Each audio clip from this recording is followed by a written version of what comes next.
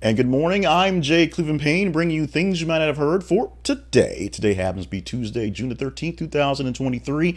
What you're going to get in the next few moments are 8 of the top stories in the past 30 hours or so that were vetted by you. We used the process that let you go through our social media feeds and engage in some stories online and tell us what stories seem like they're more interesting. We took 8 of the top 15 and turn them into this thing right here. You're going to watch, maybe live, maybe in a recording, or listen to the podcast replay coming down the line. We call ourselves your news side piece, and we do that because we offer up the best, the latest, we say, in information, politics, current events, and pop culture. A big mix of mainstream and unconventional news stories, which adds a little context to it so we can have some fun with it. We're going to talk in a moment about the Denver Nuggets, who are apparently here to stay as a basketball team and here to stay as a champion team because there's violence in their city after the playoffs. That happens when you win big. But excuse me, but also we're going to talk about 7 other stories as well. Go to our website at thisisaconversationproject.com. Find out more details about us at The Conversation Project. And of course, follow us on our feeds as well. Today, Tuesday, June 13th, 2023, let's get into the news for this morning. First story right off the bat is probably the most important one that we're dealing with today and we'll deal with for a while. But specifically, we'll know how the tone sets as authorities prep security for Trump's arraignment, alert to possible turn for the worse. That's a quote there. Miami is dealing with what may happen today. Donald Trump, like he went to New York City for his arraignment there, is going to be arraigned today in Miami court, in Miami-Dade court. And what's going to happen is he's going to come into the courtroom without any cameras, unlike happened in New York City. There are no cameras inside the building because this is a federal court, and he will come in. He'll have some charges read to him. He may get, well, he will get fingerprinted. He may get a mugshot. They're trying to figure out whether to do that or not, because if it leaks, it leaks, and then he's going to disappear through a tunnel and go away. Maybe. Maybe he'll stop out and talk to the crowd. Maybe a crowd will form outside. Maybe they're afraid of the crowd that will form outside, so we'll see what's going on. We do know he is scheduled to appear at Bedminster, I believe, going back to one of his golf course facilities to have a fundraiser, celebrate his birthday, and of course, have a fundraiser and air his grievances and have a fundraiser. That all is supposed to happen. The Secret Service will basically pull him up to the driveway, get him inside the building, hang outside, and then pull him back in. Their job is to get him there and get him back. It's up to Miami, the city, and the people in the courthouse to deal with the courthouse itself. We will see how things come down. Of course, expected to plead not guilty. Maybe he'll give a statement. Maybe he won't. He's already said it's a witch hunt and it's unfair. We'll see what else he has to say today and what goes down on today. And well, hopefully today does not become a 6/13, as many days have happened in the tenure of Donald J. Trump. The tenure of NBA power is now changing as the Denver Nuggets win their first NBA championship in the franchise history. Alex English could not get this done, nor could Carmelo Anthony, but Nikola Jokic, I always mess him up. Nikola Jokic was able to get this done. 28 points scored in Game 5 last night. 12 of 15 from the field. 16 rebounds, 4 assists. He came up he's the lowest drafted player to win an NBA's final MVP. Of course, looked like a good player out of the gate, but of course, the Europeans took a while to sort of form. Now he's essentially the powerhouse, more or less the face, if you don't want to discount LeBron James just yet, of the NBA, and he's a very willing player to have that gate going forward. They looked like they had Miami pretty much taken care of, and Miami did get a chance to get one game out of it, so it did not have a sweep. But the number 1 seed was able to knock out the number 8 seed in 5 games. Very good showing for the Denver Nuggets. And of course, because they're the champions team, violence in the city is shooting overnight, a little bit of issues with some sort of mild rioting, I guess. We'll know more about that coming through when the days comes through. But congratulations to the Denver Nuggets, who get their first NBA championship ever. Let's move on to Treat Williams, a very sad story happening yesterday. I learned about this late last night. I had shared it with my wife, who went through about an hour of just going through his IMDb stuff. Treat Williams, a popular actor, was killed in a motorcycle accident yesterday when a car cut him off while making a left or right turn. This came from his agent, let us know what had happened. Single car struck Williams' motorcycle on Route 30 near Dorse, Vermont on Monday around 5 p.m. LifeNet helicopter was summoned to airlift Williams to the hospital in New York. Vermont State Police confirmed that Williams' identity and details surrounding the crash on Monday. We'll have more details on this one, of course, as we have more time to process this happening late last night. You'll see many, many tributes going out today on the life and the work of Treat Williams. Let's move on to the next story for the morning. And this is an interesting one. Depending on how you feel about it, will depends on how you feel about it, if you will. Billionaire investor, philanthropist George Soros seized control of empire to younger son. George Soros is 92 years old, and he has given control of his $25 billion empire to his youngest son, the 37-year-old Alexander Soros. And that's from an exclusive interview coming from the Wall Street Journal, published on Sunday online. Alex is now broadening his father's liberal aims, speaking well this morning, and backing different causes, including voting and abortion rights. You will see more about this one, as it may take a while to matriculate through the news cycle. George Soros is, of course, big deal for a lot of folks watching the political landscape. It's going to be a big deal now that Alexander Soros is now manning the landscape of the Soros landscape, because they have a lot of money to spend and spend on a lot of causes. Many of them you care about, some of them you may not, and this is going to, of course, fund some of the things you're going to see being played out in politics for the next billion years, apparently. But the new leader of the Soros function, Soros fortune, is Alexander Soros, the youngest child of George Soros, as he is stepping down to, do his own sort of succession, if you will. Let's move on to the story at the fifth spot this morning. Not necessarily in this order, but this is the fifth story we're reading for the morning. JPMorgan settles with Jeffrey Epstein's victims for $290 million. Speaking of money that rules the world, JPMorgan Chase agreed to pay about $290 million to settle a class action lawsuit by Jeffrey Epstein's victims, resolving a large part of litigation over the bank's relationship with the disgraced financier. Essentially, when you have a lot of money, it's got to be someplace and someone's got to manage it. JPMorgan Chase managed his money and allowed Mr. Epstein to do a lot of things with the money that were not so great. Because of that, they are held liable for a lot of the not so great things Epstein did, and they're going to settle with many victims for $290 million. Check out the link for deeper details on the lawsuit and how it went down. You will see a lot of things in this story, a lot going on here. But go deeper into the story, and don't just take the headline for what it's worth. Go deeper in understanding what was happening, what went down, and why JPMorgan Chase is choosing to settle and in the trial for this class action lawsuit. Money is part of it, but there's bigger things. You can have the belief in their benevolence or not, but check out the story for more details on how this thing works out. The next story, U.S. halts online asylum appointments at Texas crossing after extortion warnings. The Biden administration has stopped taking new appointments via the CBP-1 app for asylum seekers at a Texas border crossing, with several asylum seekers told the Associated Press that Mexican officials had threatened to hold them and make them miss their scheduled asylum appointments unless they paid them. Essentially, extortion from the people who set the appointments to keep them from making them because they wanted to get paid from Mexican authorities. This has not been corroborated, but doesn't sound so far-fetched the way things are going down near the border. The U.S. is basically holding back on those appointments because they can't quite confirm what's happening, and they need to work out some things with the Mexicans to make sure they're not. This may be a good thing or bad thing, of course, based on how you see this portion of politics and portion of policy, but we shall see how this plays out, of course, because this one's definitely not going away. Guess who is going away?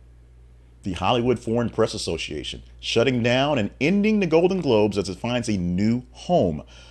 Check out the link we have here. CNBC is a link that we pulled originally, but we changed some stuff because they had some better links, to be honest. Dick Clark Productions has bought the Golden Globes from Hollywood Foreign Press Association and will now produce the annual show. It has been formatted as the Golden Globes. It also formed the Golden Globes Foundation. So we're going to see a brand new Golden Globes, a more or less new Golden Globes award, although because it's Dick Clark Productions, it's going to be bigger and better and badder, I guess, and see how things go on. We shall see what happens. Of course, they've moved from NBC to Dick Clark Productions in 2022 after the Los Angeles Times exposed what was 87 members of the group had some issues were black. Of the many, many people in that, a very small percentage had some representation in pigmentation. Because of that, the group is disbanded, and now Dick Clark just owns outright the actual awards show. What will happen? Just watch out. Dick Clark Productions will take pretty good care of it. And finally, dealing with TV rights and the rights of stuff, WWE's exclusive TV rights negotiation window ends. So Disney and Amazon are expected to make a push to get in on the deal. There have been rumors, if you're a big WWE fan like I am, and you watched how the trades go and how the media goes, the USA Network, of course, Universal, NBC Universal has been part of this for a long time. When WWE found its way off of USA for a good matter of years, it had to struggle to survive and where it was. It lived with live shows, but it was an issue because USA is essentially where you think of for WWE access, of course, for the Raw show and, of course, the NXT show and other specials.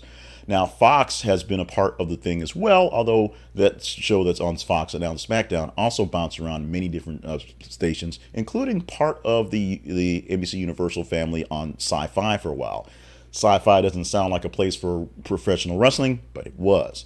Now, with the rights open and very, very, very, very, very much money to be made, Disney and Amazon are looking to get a push into WWE. It is not the only game in town. There are various other promotions who are on television regularly and various promotions that can be bought that are very popular, but because of the global reach and a lot of the things that have been done, maybe in nice ways, maybe not in nice ways, by the McMahons, WWE is the biggest game in town, the biggest moneymaker in town, and where most people are watching have their eyeballs. So keep an eye out on this one and see where you may see your next pay-per-view, or now premium live event, as they're called, attached to on the networks, whether they stick around for Universal and NBC, or if they go to Fox and all that stuff, or maybe they find a new home fairly soon. Let's go on to our teaser story for the morning. This is a story that we could talk about tomorrow if you deem this one worthy of the chat up today. The headline reads like this: Elizabeth Holmes says she can't pay $250 a month in restitution. That's $250 a month in restitution after she's released from prison. Report. Elizabeth Holmes says she's broke and she has no money. She has to pay back billions of dollars essentially for the crime she committed with her Tyrannos. But right now she's slated for $250 a month restitution just for getting out of jail, and she says she can't pay that when she's done with a prison sentence. More kind of sad sob stories for Elizabeth Holmes. I would love to get a chance to chat this one up for the story of the week, but this has to make it in there via your approval. So if you want to talk about this one, you got to get the noise, you got to make the buttons, you got to do the things. Go to our feeds on Facebook and Twitter. Facebook.com/this is a conversation project and Twitter.com/th_conversation. When you click on the links there at those feeds, those websites, you get a chance to vote on the stories, if you will. Engage in the stories as they pop down the list all day long, every 50 minutes posting a brand new news story. Like, love, hate, share. The higher the engagement the story gets, better chance we talk about it. Because you engaged in the top 15 stories for this morning, we got a chance to choose from those 8 for you to listen to here in our podcast videocast. You pick the stories, you pick the headlines, you put the work in, and we sort of reap the rewards. So to find out whether we're talking about Elizabeth Holmes or any of the stories we're posting throughout the next 30 hours, go to our feeds and let me know what we're chatting up tomorrow morning. Now, let's take a quick jaunt to the world of sponsorships. Because this week, today, is an extension of AppSumo Day. The 11th through the 15th is AppSumo Day. Just go with it, okay? AppSumo is a website that allows you to buy various apps, various programs, various new startups in most cases that will allow you to get great prices and get your foot in the door on great technologies to help you out with your business and your productivity. AppSumo Day, as I said, it goes from the 11th through the 15th, and they're offering a couple specials. Number one, for the Sumo Prime customers, you get access to some of the deals that have gone away, but they bring them back for special deals here. And for just general people going to AppSumo, there are special discounts on all the deals on AppSumo during AppSumo days. Just think about it as Amazon Prime Day, which lasts 3 or 4 days as well, or Cyber Monday, which lasts for about 3 months apparently. where you get great deals on these things. Some of these are lifetime deals. You pay one cost and get it forever. I've bought many a deal from AppSumo that are lifetime deals that I use, 5, 6, 7 years past because they're such great deals and they have improved and increased on their offerings, and it was worth every penny I paid way back when. And you get them all forever once you pay for them. Check us out at thisisaconversationproject.com/appsumo. This is aconversationproject.com/appsumo, APPSUMO. This is an affiliate link because we are an AppSumo affiliate. So anytime you buy from them, we get a little bit back. But they're going to take very good care of you and your needs. So we think it's a very good investment. Check them out at thisisaconversationproject.com/appsumo for our affiliate link to AppSumo, and get in on AppSumo days. It says day, but it's, we know it's days. The Conversation Project lives at thisisaconversationproject.com. You can find more details about what we do at our website, and you can find more links to other ways to find us. All of our social media feeds, all of our video and audio feeds, our podcast links to the newsletter, so you can just get the news clips coming down at about 6:20 every morning. And of course, you can find links to more sponsors and our partnerships page. If you think the stuff we do is worthy of being done, we can use your help in getting it done. Stop by our partnerships page and find a way that you think you can connect with us to help us get things done. Whether it's a subscription via the Buy Me a Coffee or just a one-time shot on whatever Cash App you use. Cash App's a great one, by the way. You can find the links there at our website. This is aconversationproject.com/partnerships. So check it out and partner up with us today. Now, on this day, let's do some stuff for this day. The fun stuff for today being the June the 13th, and the fun stuff starts off with great stuff, birthdays for the day. Happy birthday going out to Sheedy, one of the members of Breakfast Club, plus many other great things. I mean, we as we Gen Xers get really old, we tend to gravitate to some of the classics, if you will. But this movie right here launched the careers of many young people and some old guys as well, as it was one of those testaments of time that could only exist in the world that was the 80s. 5 kids with detention having to write a report because it was Saturday detention. 5 very diverse people from very strange different backgrounds finding some way to connect and become the Breakfast Club. Something that we all go out to, singing and throwing our fists up in the air. I guess I need to move this way to celebrate on that one. Sheedy turning 61 years old on today. Happy Marvel double pack birthdays to Chris Evans and Kat Dennings, 42 and 37 respectively. Now, of course, they do other things. They're in other movies and trying to move on and stuff. But, of course, famous for the Captain America Avengers series and, of course, the Thor Avengers series, and a little bit of WandaVision for Kat Dennings as well. Great what she did in that one. It was just one of those ironies of things she's done. 37 years old for Kat Dennings, and 42 for Chris Evans. Chris Evans basically done with the franchise. Kat Dennings not necessarily. We shall see. We shall see.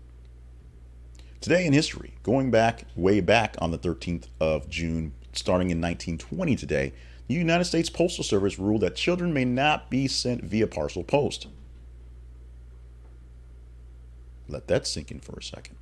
Back in 1966, the United States Supreme Court ruled in Miranda versus Arizona that the police must inform suspects of their rights before questioning them. The Miranda rights born from this ruling right here. The very famous saying that you get the right to remain silent, that essentially every child after the age of 9 hears on TV enough that they can recite it, verbatim, like the Pledge of Allegiance. Miranda rights became a right on this day in 1966. And in 2005, in Olathe, Kansas, speaking of children, a 17-year-old student was charged with battery after he threw up on his Spanish teacher. Witnesses told police the boy did it on purpose, which is why it was battery. A month later, the juvenile was convicted and sentenced to 4 months cleaning up vomit in police cars. And if you wonder how much vomit gets in police cars, it can be a lot of vomit for 4 months of cleaning it up in police cars. Finally, well, not quite finally, one more thing before we get to the one more thing. But today is National Sewing Machine Day. And we're going to go quickly on that because it was one of the few things that really was relevant for June 13th. It's National Sewing Machine Day.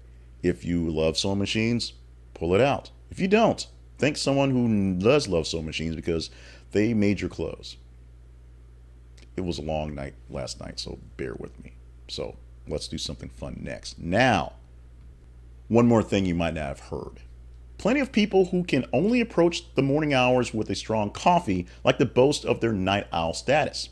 And it's a alluring title. Night owls have been said to be smarter and more creative than those who wake up at the crack of dawn. But productivity expert Laura Vanderkam said that not everyone who is groggy in the morning is truly a night owl. In fact, many, quote, night owls are really just up late puttering around on TikTok and watching one more episode or whatever on Netflix. True night owls are defined by research as those who do their best work at night, not simply those who stay up late all the time. Being up late does not make you a night owl, just means you're just up late. Being productive and doing stuff is what makes you a night owl. Only 15 to 20% of the population are truly night owls, where many more of the population just don't know how to go to bed and are trying to watch Jimmy Kimmel. There, I said it. In the meantime, not a night owl, morning person because we get up and do this thing bright and early. I am glad to be with you for this thing here that was bright and early or whenever you watch it on replay status. My name is Jay Cleveland Payne. This has been Things You Might Have Heard for this day, which is the 13th of June in 2023. Thank you so much for joining us for the show, being a part of the program, giving us things to talk about by going to the feeds on Facebook and Twitter, facebook.com/this is a conversation project and twitter.com/th_conversation. We are doing some things here or there with some of the fun stuff. So if you notice it, that's great. Respond to me and let me know what you like and not like. If you don't notice it, well, then maybe we're doing what we should be doing because the whole point is to not notice the changes. Hopefully it works out for the best. If not, we will tweak it more and less. This is a part of the show is literally about you because you tell me what to talk about. So you help me formulate the show. In the meantime, my email address, personal, jclevelandpayne@gmail.com. The show's email is theconversationinbox@gmail.com. Our website is thisisaconversationproject.com, where you can find details on sponsors and partnerships and other ways to find us. And we tell you every single morning, stay hydrated, stay limber and on task for all the grand things you are put on this earth to do.